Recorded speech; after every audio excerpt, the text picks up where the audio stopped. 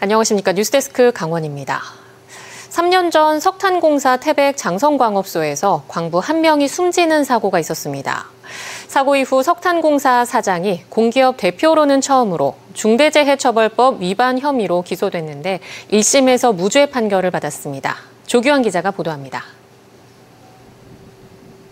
지난 2022년 9월 석탄공사 장성광업소 지하 675m 갱도에서 40대 광부가 실종됐습니다. 이 광부는 약 34시간 만에 구조돼 갱도 밖으로 옮겨졌지만 끝내 숨졌습니다.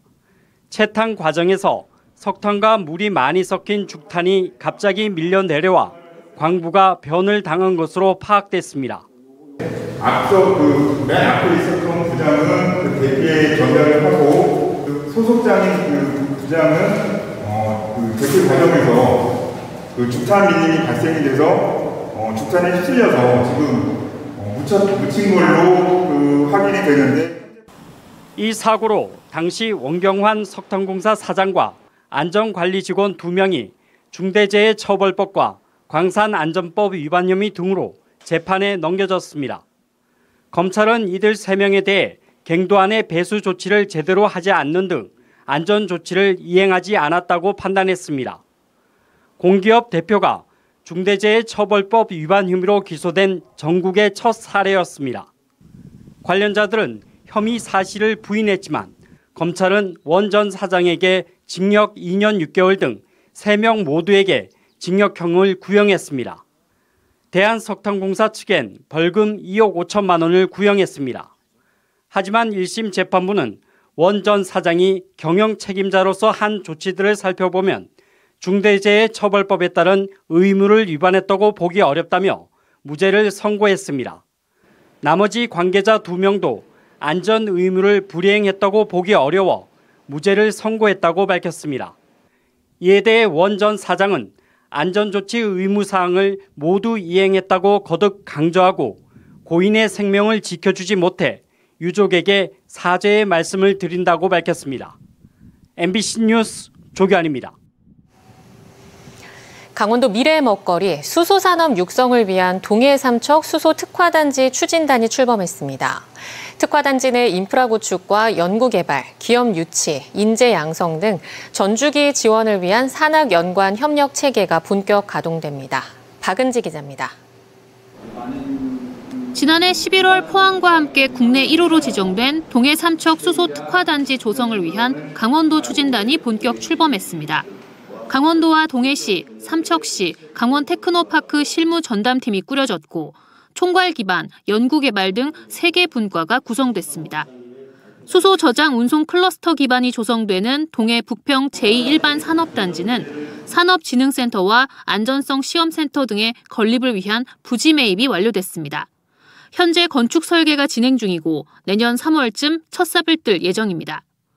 하루 30톤의 수소를 액화할 수 있는 삼척 호산항 인근 수소 액화 플랜트는 최근 경제성 분석 용역을 완료했고 민간 특수목적회사 구성 협의가 추진됩니다. 기반 조성과 함께 수소기업 유치를 위한 물밑 작업도 이어지고 있습니다. 올해 초부터 입주 의향서를 낸 기업들을 차례대로 만나서 특화단지 소개도 드리고 그리고 기업들의 입주 계획이라든가 이런 것도 저희가 확인을 하고 있습니다. 강원도는 기반시설 조성과 기업 입주 등이 본격화되고 여건이 성숙하는 내년 하반기쯤에는 경제부지사를 단장으로 2단계 추진단을 출범해 현장 중심 지원에 나선다는 계획입니다.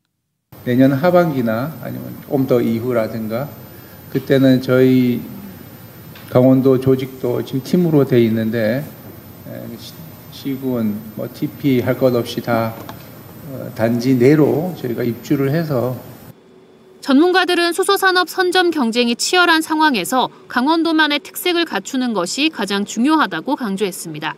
강원도는 특화단지 지정 당시 제출했던 15개 연구개발 과제를 재검토해 최저관을 마련하기로 했습니다.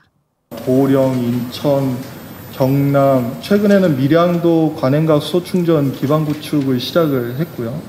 그렇기 때문에 강원도만이 특색을 가질 수 있는 뭔가 아이덴티티를 가질 수 있는 산업이 좀 필요하고 청정에너지, 수소산업의 주도권을 가지기 위한 국내외 경쟁이 심화되는 가운데 수소산업 중심지로 발돋움하기 위한 강원도 행보가 더욱 빨라질 전망입니다. MBC 뉴스 박은지입니다. 강원FC의 내년 시즌 홈경기 개최지가 강릉시로 최종 결정됐습니다. 재공모까지 진행했지만 강원FC와 갈등을 겪고 있는 춘천시가 아예 입찰에 참가하지 않으면서 창단 첫 강릉의 홈경기 단독 개최가 확정됐습니다. 배현한 기자가 보도합니다. 강원FC의 내년 시즌 홈경기와 코리아컵 경기까지 모두 강릉시에서 치러지게 됐습니다. 강원FC가 강릉과 춘천을 대상으로 경기 개최 지원금을 많이 제시하는 지역에 하반기 홈경기를 개최하도록 하는 공모를 진행했지만 춘천시가 이에 반발하며 참가하지 않고 강릉시만 참가했습니다. 재공모까지 진행됐지만 춘천시의 참가가 없어 내년 시즌 홈경기 개최지로 강릉시가 최종 결정된 겁니다. 춘천시가 공모에 신청하지 않은 배경에는 강원FC와의 갈등이 지속된 데다 강원FC가 도민구단으로 운영되는데도 지자체 간 경쟁 구도로 만들어간다며 이를 받아들일 수 없다는 입장이 작용한 것으로 보입니다. 강릉시는 경기당 8천만 원을 지불하겠다는 의사를 밝혔습니다. 강원FC는 이번 공모에서 개최 지원금만을 평가 기준으로 적용해 특정 지자체의 요구나 전제 조건은 배제했으며 개최 도시는 지원금 이상의 홍보 효과를 얻고 있다고 밝혔습니다. 도내 축구 팬들 사이에서는 도민구단인 강원FC와 춘천시가 조금씩 양보해서 해결책을 찾아야 한다는 목소리가 컸습니다. 저는 원주 살아서 춘천에 가깝기는 한데 또 강릉이 훨씬 관중들이 많으니까 근데 좀 싸우지 말고 좀 친하게 지냈으면 좋겠어요. 춘천에서도 좀 양보를 해서 같이 강릉하고 해서 같이 개최를 했으면 좋겠습니다.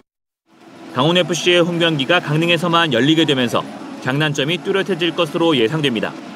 선수단 이동 불편이 줄어들고 동해안 축구 팬들의 접근성은 높아지면서 지역 팬들의 기대감은 커지고 있습니다. 우리 강릉 하면은 또 축구의 고장이잖아요. FC가 강릉으로 오게 된 건 상당히 시민들도 다 좋아하고 또 축구 팬들이나 모든 것이 다 좋아한다고 볼 수 있어요.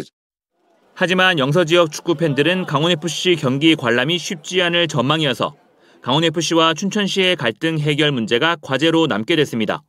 MBC 뉴스 배현환입니다. 8월에도 폭염이 계속되면서 막바지 피서객이 붐비고 있는데요. 이들이 떠난 자리에 몰래 버리고 간 쓰레기가 쌓이면서 청정 강원 계곡이 멍들고 있습니다. 김준겸 기자가 취재했습니다. 야영객들이 몰리는 홍천강 한덕 유원지. 입구 한편에 무단 투기된 쓰레기가 나뒹굴고 있습니다.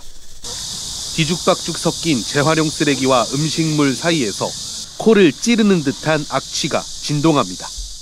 관심이 없는 거죠. 자꾸 아무데나 버리고 하니까 참 맞춰가지고 가대를 찌르들고 이 정리 자기가 가져온 걸 가져갔으면 좋겠어요. 근처에 위치한 수산 유원지도 상황은 마찬가지. 홍천강 유원지 근처에는 이렇게 쓰레기를 불법 투기하지 말라는 표지판이 게시돼 있는데요.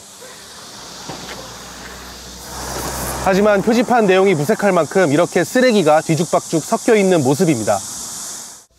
결국 물놀이 안전관리 요원들이 무단 투기 계도에 나서고 있지만 좀처럼 통하지 않고 있습니다. 50m 전방에 쓰레기 배출장이 있는데 편의상 입구에다 갖다가 배출을 시켜준다. 야행객들이 그런 게 좀 안 좋다. 말도 잘 안 듣고 그걸 말 안 들어요. 홍천강이 흐르는 홍천 서면에서는 지난해 6월부터 8월까지 한 달 평균 겨울철의 2배인 91톤의 쓰레기가 수거됐습니다. 1.5톤 트럭 60대 분량의 양입니다. 보다 못한 마을 주민들이 직접 나선 곳도 있습니다.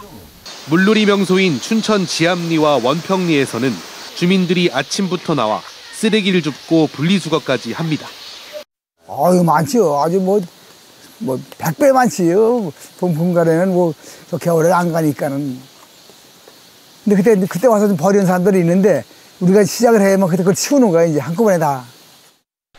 피서객들이 버리고 간 양심에 강원 청정 계곡이 여름철마다 몸살을 앓고 있습니다. MBC 뉴스 김준겸입니다. 강원도가 강릉 더 나은 정형외과의 시수로 감염 의심 사례에 대한 역학조사 결과 동일 감염원이 복수 환자에게 전파된 집단 감염으로 추정된다고 발표했습니다. 도는 현장 조사에서 채취한 검체 62건 가운데 16건에서 황색 포도알균이 검출됐으며 이 중 3건이 초기 환자 5명과 동일한 유전형으로 확인됐다고 밝혔습니다.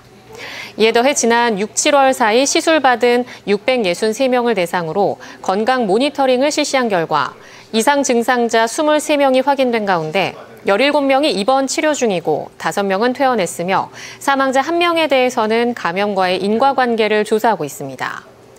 도는 지역사회 전파 위험은 없을 것으로 판단하고 있으며 10월 말까지 전체 의료기관 1,750곳에 대해 특별 점검을 실시할 계획이라고 덧붙였습니다.